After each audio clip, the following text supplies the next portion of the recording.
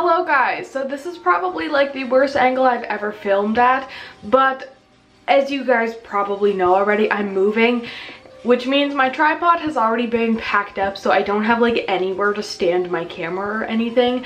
So this is just what we're working with today. You know, as I said already, I'm moving and it has now come time to pack up my animals. My dad is leaving with the moving truck in just a few hours. All of the animal enclosures are going on the moving truck and then the animals are coming in my car. So what I have to do now is get all of the animals out of their enclosures and into their travel cages so that my dad can pack up the enclosures and go. So we've already done a bit of work with the animal cages here. So if we go into my reptile room and take a look, you can see that the shelving unit that used to be right here has already been taken apart and put into the car. So all of these cages that you're seeing out here are the ones that used to be on that shelving unit. And then the rest of the cages are still here, minus my tree boa cage, which has been packed into the car already. But all of the animals in here need to come out and go into their travel bins, and all of the animals here need to come out and go into their travel bins. I actually already got a few of them in their travel bins, just a few, because we've already, the 3 cages that used to be here, those have been packed up, my leaf tails have been packed up, and my tree boa has been packed up. So in their travel bins right here, we have my blue tongue skink, my bearded dragon, we have my tree boa, Jahua, and my lychee, and my leaf tail. So these guys' enclosures have already been packed into the car. Now it's time for the rest of them. So as I was saying, I don't have a tripod, so it's going to kind of be a little bit difficult to film all this, but I'm going to try my best to show you exactly how I am packing all of the animals up into their travel bins. So now if we come over here, we actually have all of the animals' travel bins. So these are all bins that I've prepped in order for the animals to go into my car. Now something I want to discuss is the size of the bin. So now if you look at these, for example, if I open up my blue tongue skink bin right here, you can tell it's obviously a little bit of a tight fit. I mean, it's not so small that she's like uncomfortable in here, but obviously it's not like a good enclosure size by any means. When you're traveling with animals, you want to put them in a smaller cage rather than a big one. Now say if I were to transport my skink in a really big bin, if we were to go over a bump on the road and the enclosure moved a bit, you don't want the animal to fly around and potentially injure themselves. So putting the animal in an enclosure that they're, you know, just comfortable in but don't have too much space helps keep them safe, because they're not going to shift around and anything if you end up hitting a bumpy patch on the road. So every enclosure does have air holes on the side. I didn't put any on the top because these cages are going to be stacked, so the tops would be covered. So I put them on the sides instead. So in here I have all of the other ones, which is what we are going to be packing up now. And I think we're gonna go ahead and start with my ball pythons. So all of these cages are labeled. If you don't see a label on it, it just means it's on the other side. But I do have 5 ball python bins. These are 4 of them and then 1 right here. So I'm going to go ahead and put the camera down, take out those bins, and then get packing up the snakes. Okay, I went ahead and I got all the bins out. So there's 4 right there, I have 1 right here. So packing the animal is gonna be pretty simple. We're just going to take the lid off. So I apologize, my memory card just filled up, so I had to go get a new one. But as I was saying, we're just gonna take the lid off, and then we are going to open up the enclosure and find our snake. So this enclosure here belongs to Medusa, my ball python. So what we're going to do is just take Medusa, place him in the bin. Comfortably fits him, but it's not too much room that he could get all shaken around or anything like that. And then we are going to put the lid on.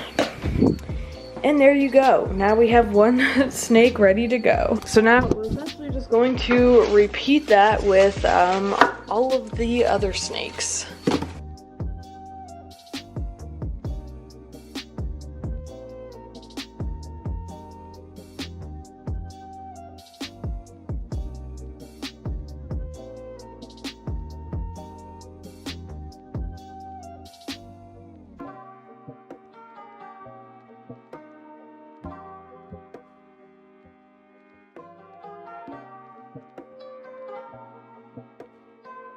And there we go. We now have all 5 ball pythons in their travel cages. So we have Angel on top, Toby right there, Titan, Casper, and Medusa, and they are all ready to go now. So now I'm going to go ahead and pack up some of my other snakes, like my milk snake is in here.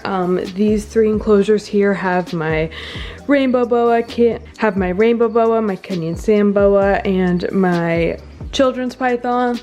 And then in this room here, we also have my corn snakes, but I think I'm just going to do those once I move on into this room after I finish with all the cages out here first. So here we have Richard, my rainbow boa, and now as you can see, he's in shed. I feel bad having to like move him while he's shedding, but obviously I can't really put my move on hold just because little Richard happens to be in shed. I'm sure he will be just fine though.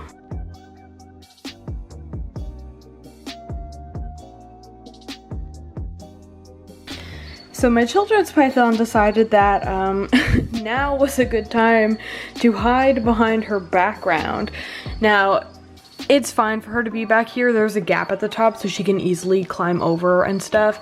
So I'm not too worried about that. But I'm just going to leave her for now because a lot of the time she will just come out on her own after a little bit. Especially if she sees like something going on, she might get curious and go back over. Because I really would like to not have to remove the background. So I'm hoping she'll just come out on her own. But if she's not out within like soon, I'll have to take her out myself, but for the meantime, I'm just going to move on to the other animals and hope that she comes out. Alright, so we now have every single snake packed except for my children's python. As I mentioned, we're gonna wait and see if she comes out on her own. So going down, we have my sand boa. He's already buried himself. We have Richard, my rainbow boa. Then Viper, my tree boa, is right here. These 2 are my corn snakes. You can see Ghost's face right there. Tangerine is down there.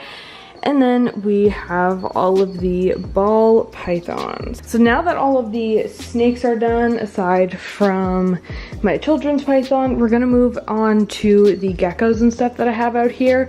So I have my day gecko, crested gecko, my gargoyle gecko. Those 3 are out here, and then obviously I do have lots of other geckos in here as well, so we are going to be getting all of them out. These 3 containers here are the containers that I got for my leopard geckos. They all say Leo on them. So we're gonna grab my 3 leopard geckos and get them placed in these carriers. So we just went ahead and put Pepper in here. She's my gecko that has some neurological issues. So I'm hoping that she does okay. You know, I really don't want her to stress out too much and show too many symptoms. So I'm hoping that she's going to be okay on the trip. But all we can do is, you know, try our best to keep it stress-free. You know, she is in a safe environment. There's really like nothing that she can injure herself on in here at least, so that's good. So we have Pepper in here now, all ready to go. And next here we have Alani, so we're just going to place her down in here. And then we will put the lid on her container and then she will be good to go. And there we go, we have 2 out of 3 leopard geckos, so now we just have to go and get Sushi. Excuse me. Oh, where do you think you're going? Yeah, there you go. Gotta stay in here for a little bit. And there we go. There's all 3 leopard geckos. And now I just went ahead and I got Daisy, my African fat tail gecko. And I just got Sandwich. He probably doesn't even like know that he's in a different container than his regular enclosure.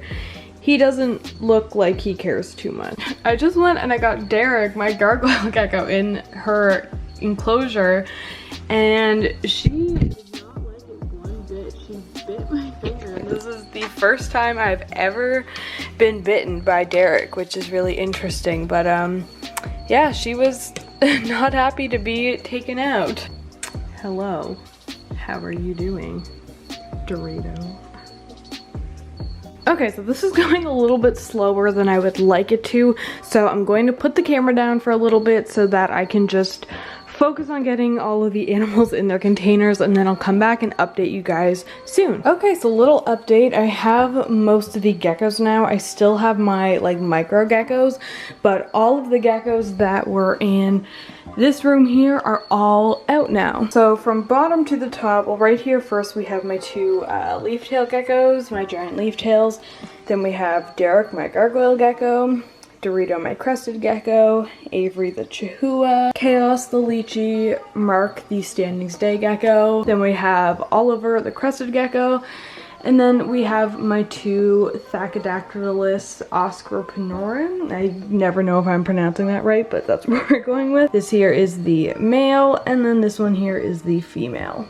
All right, so we now have every single reptile with exception of my children's python, who still has about half an hour before I have to take the background out and kind of force her out, and the chameleons. So the chameleons still have to go in their bins and whatnot, but other than that, every single reptile is done. This one here has all of the snakes. It has my chubby frog, it has my leopard geckos, and my fat tail gecko. And then over here are the rest of my geckos, so my leaf tails, all of my other arboreal geckos, my micro geckos, and then I also have my inverts over here. So that's how everything's looking so far. So now I'm going to move on to the chameleons. Okay, so please forgive the mess that's going on. You know, moving is pretty messy, but all of my animals are now in their travel containers. I did stop filming for a little bit because my camera battery actually died and my backup was also dead, so I had to film stuff. But I do have every single animal packed up now, including my children's python, who I had to get out from the background, but she's all there. There's some more over here. And then the chameleons are in here. 3 of the chameleons are here, and now my Parsons chameleons are actually still in their cages. I was able to leave them in here as long as possible because I'm not bringing this cage unit with me. It's just too big, like we can't fit it out of the house and into the truck and everything. So this caging unit is staying here, and then I did order them just some Reptibreeze cages. They're gonna be like temporary cages, obviously, because these guys are too big for like a Reptibreeze long term. But there's already 2 Reptibreeze cages in Ottawa. I already ordered them there. So then these guys will go in the Reptibreeze cages until I build them a new one. But yeah, as I was saying, this cage is staying here because I just simply can't move it. Kind of the same thing going on with like Pascal's little cage, just can't move it. So bringing some Reptibreeze cages instead. But anyway, so now that all the animals are in their travel containers, the next thing I have to do is put the travel containers into these other bins. So this will help, especially some of the like smaller ones and whatnot. It'll prevent them from like sliding around in the car, because you'll fill up the bin and then, you know, they're not gonna really slide around much inside the bin, so it's much safer for them. And also, this is the situation that we have going on for my rabbits. So they're in these like dog/cat carriers. Hey, how are you doing? They actually don't seem to mind them at all so far. I put, each one has a blanket down on the bottom lining it, and then they do have a bunch of hay in there. I'm going to refill it once again before I leave. And then they also have a couple toys in each one, and then they also each have a water bottle. Now normally I don't use water bottles with rabbits. You do want to use water bowls with them, but obviously I can't very well put a bowl in the carrier and take it in the car because it could spill and stuff. So they have bottles for the trip. And then up here, I did also pick up a pack of Critical Care, and I'm going to be mixing this up ahead of time because the car can be really stressful for rabbits, so it's possible that they won't eat, and obviously you don't want them to eat, and obviously you don't want them to go that long without eating because they can't go into stasis. So I will be mixing up some critical care, and then I'll be feeding it to them just with a syringe if they won't like willingly take it, to make sure that they have some food in their guts and that they, you know, don't go into stasis or anything.